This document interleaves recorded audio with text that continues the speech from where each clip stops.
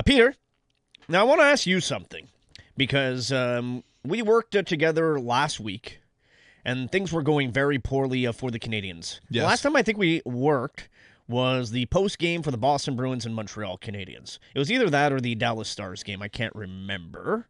But you were down. The last time we worked, you were down. The sky was falling.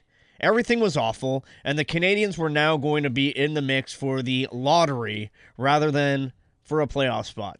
Have the Canadiens done enough in the last 2 games to convince you that the sky is in fact not falling, which is what I tried to tell you, and the Canadiens would not be in the mix for a lottery draft pick? Well, I look at it this way. I mean, they were outshot heavily last night against Utah, and I know a lot of that came when Utah was down in the third period and they had to claw their way back into the game. I get all of that, but as currently constructed, this roster right now still leads me to believe that the playoffs could be a ways away for this team. And to even further that point here, Mitch, the Eastern Conference standings, especially in the Atlantic, it's bunched up. So you have a couple of tough games coming up here. First off, you beat a depleted Toronto Maple Leafs roster on home ice Saturday night.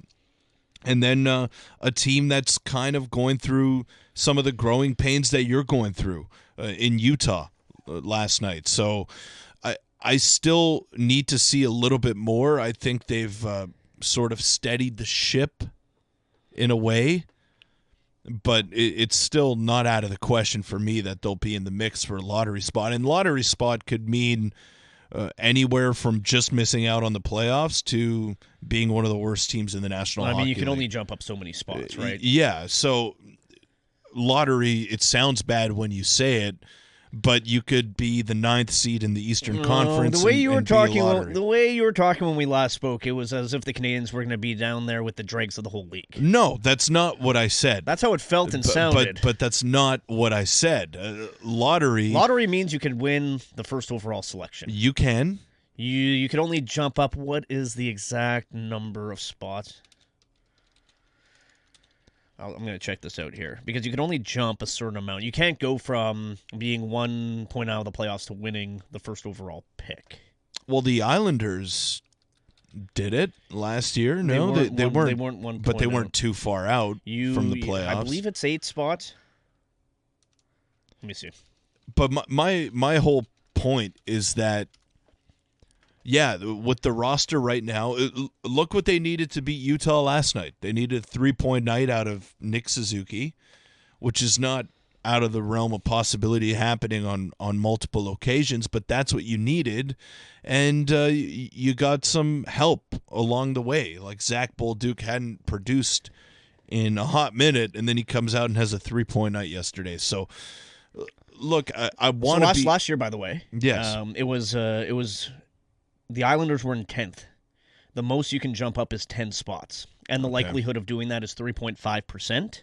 If you are anywhere between 11th and 16th of the teams missing the playoffs, you cannot get the first overall pick. Islanders did it finishing 10th from the bottom. That's the most you can jump, 10 spots. Okay. So it's possible, like if the Islanders narrowly missed out on the playoffs, but I don't want to hope for a lottery here. I don't want to hope for a number one overall pick. I'm just surprised you're still a little glass half full, right? Like you glass see, half empty. Half empty, I mean. Yeah. And why not be glass half full at this time, considering the start to the season for the Canadiens? Like you say, the Canadiens beat a depleted Toronto team. Now you're not wrong. But they can't beat a full, healthy Toronto team if they can only beat the team that's in front of them. I get that. But the roster right now still has a lot of holes on it. A lot of holes. Well, I'm not suggesting by any stretch that this is a team ready to compete for the Stanley Cup. Me neither, but it's bunched up right now. But really, when I look at the Eastern Conference as a whole, I don't think it's a strong conference. If you're talking about the West, maybe, Peter, I'd be more glass half empty. But all these teams that the Canadiens are competing with, I see a lot of meh. Like, I don't see any real strong teams in the Eastern Conference. Like, right now, today, November 27th or whatever we are, if you were to say, Mitch, Who do you think is going to represent the Eastern Conference in the Stanley Cup final? I don't flipping know. Who am I supposed to pick from these average teams? Every team is kind of average in the East. If it's the West, I tell you, let me rattle off it's some Colorado, names, it's Dallas. Like, I know who's a good team in the West. Let me rattle off some teams then. So the Lightning. I mean, the Lightning have been good lately. Are they better than the Canadiens? Not really. Really? About the same. Really? Mm-hmm. Okay, fine. The Senators. Senators, about the same. Bruins? I think the Canadiens are better than the Bruins. The Red Wings? About the same. Panthers? With Matthew Tkachuk going to be back eventually? And they're treading water until he does get back? I still think they're a bubble playoff team. I'm going to go Montreal. I think you're just doing this to support your. I'm not. I'm really not. I'm really not. I think people are high on the Panthers. Panthers in general, like Canadians beat them in all 4 regular season matchups last year. Yeah, well, they've gone to 3 straight Stanley Cup finals. I realize, which is why I'll pick Montreal to end up ahead of them in the standings this year. There's a lot of miles, and that team does not have Sasha Barkov. Like, Peter, when we talk about significant... Tkachuk is a 100-point player. And they haven't had him either. But he's going to come back. He's coming back. But I'm just saying, when you look at the injuries the Canadians have suffered, because that's part of your whole thing, right? The Canadians are banged up. Canadians, like, with all due respect to Newhook and Gooley, Canadians have not lost any of their top guys. No, they haven't. Like, Tampa Bay has. Ottawa has. Boston has. Florida has. Toronto has. These teams have all lost their top players. Montreal hasn't. Toronto or Montreal? Man, I don't know. Toronto's defense sucks. They do. And they're slow. They're very slow. Look, it's bunched up. Buffalo. I'll bunched up. I don't think it's outlandish to say that they'll be a playoff team, but I also don't think it's outlandish to say that they'll miss. That's my only thing. And now, I'm not saying they're a guaranteed playoff team. Right now, I look at the roster. You're playing some AHLers. You're playing guys that don't have a ton of NHL experience, and that's where I draw this conclusion that it is a lot to overcome. And I know that Kirby Dach's not a 100-point player. I know that Alex Newhook is not one of the best two-way players in the game. I get all of that. But you're replacing veterans and guys that you expected to be big parts of your roster this year with the likes of Jared Davidson, Florian Jacki, and that's my concern. Sure, you beat the Toronto Maple Leafs, you beat the Utah Mammoth. Now you have a gauntlet of games coming up with Vegas and Colorado, and that's a measuring stick right there. And to me, they can lose both those games; they'll still kind of be glass half full. I seriously think the Vegas game is winnable. And the Colorado game, based on travel, Colorado's not in a great spot considering they have home ice and the schedule here for the Avalanche. But again, like Peter, if you want to keep going here with the different teams around the league, right? Buffalo or Montreal? I'm going to take Montreal. New Jersey without Jack Hughes or Montreal? I don't think New Jersey's that much better without their best player. Carolina or Montreal? I'm going to take Carolina. Washington or Montreal? I'm going to take Washington. Islanders? I'll take Montreal. Sure. Pittsburgh, I'll take Montreal. Philadelphia, I'll take Montreal. Columbus, I'll take Montreal.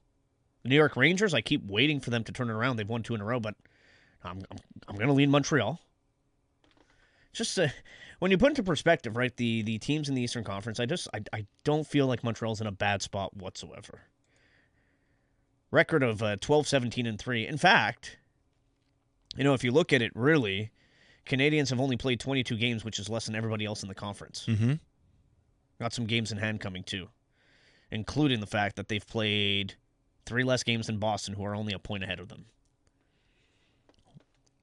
Look, I hope I'm wrong. I hope I'm wrong, and people are coming at me on the text message board. Sure, you could say Peter. Here's the thing. I'm not a Habs fan. I'm a Habs fan. Here's the thing. It's not whether it's you're a fan or not a fan or this and that or what people are saying on the text message board. At least you are consistent with your opinion, because I was wondering if you were going to flip because of the last 2 games. Because on the text message board, I was saying the same thing that I was saying when things were going really poorly. And people were coming at me saying I'm crazy, I'm a homer, I'm defending them too much, this and that. When I'm just trying to take a step back and look at the big picture here. And also, like, watching a lot of games and a lot of teams are dealing with the same issues as Montreal. Utah's a prime example of this. Yeah, I get that. Right? I get that. And it's a thing that a lot of teams go through. Most teams go through the rigors of an 82-game season.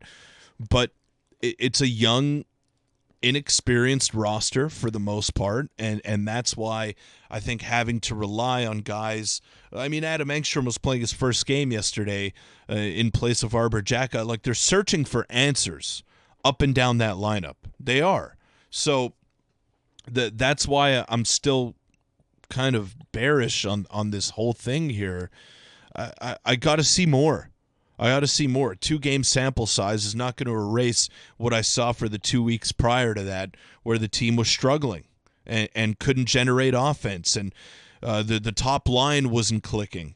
They're shuffling things around. They're moving players up and down that lineup to try to find what is working. And the last 2 games, it's worked. But it's a long season. It's a very long season, and I want to see them make the playoffs again because that was so much fun last year, covering that team and being a part of that. But it's tough. It is tough, especially when there are so many teams bunched up together. That's all I'm saying. And we'll see. We'll see what it takes for them to convince you otherwise, Pete. Maybe it's wins against Vegas and Colorado. Then maybe you'll be back on the bandwagon. Or maybe it's going to take an acquisition by the Canadiens to get through this patch of games where they are missing some of their NHL regulars.